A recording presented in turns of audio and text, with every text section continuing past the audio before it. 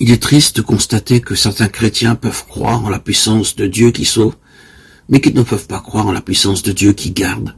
Ils ne réalisent pas que celui qui est le donateur de la grâce, c'est aussi celui qui nous maintient dans sa grâce.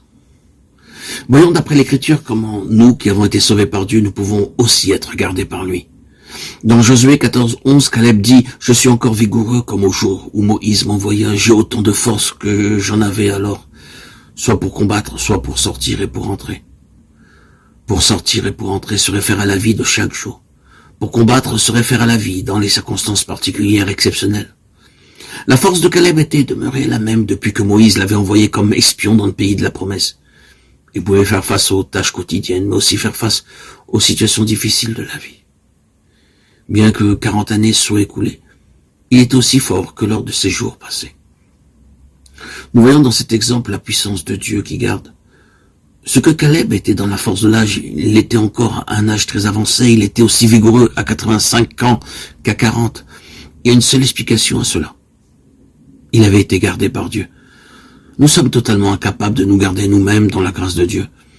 Il n'y a aucune garantie que même après 5 années de conversion seulement, nous ayons la même mesure de foi que lors de nos premiers pas dans la vie chrétienne. Nous ne pouvons pas, par nos propres efforts, demeurer dans la grâce de Dieu. C'est lui seul qui peut nous maintenir dans sa grâce. Comment Caleb a-t-il pu expérimenter la puissance de Dieu qui garde? Josué 14:14 nous donne la réponse.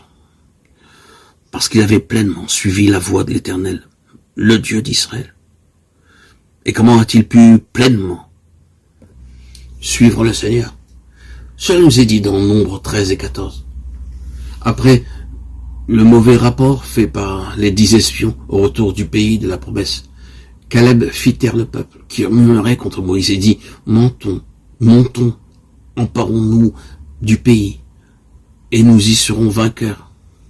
Nous pourrons vaincre. Nous pourrons vaincre. » C'est la déclaration d'une personne qui suit pleinement le Seigneur.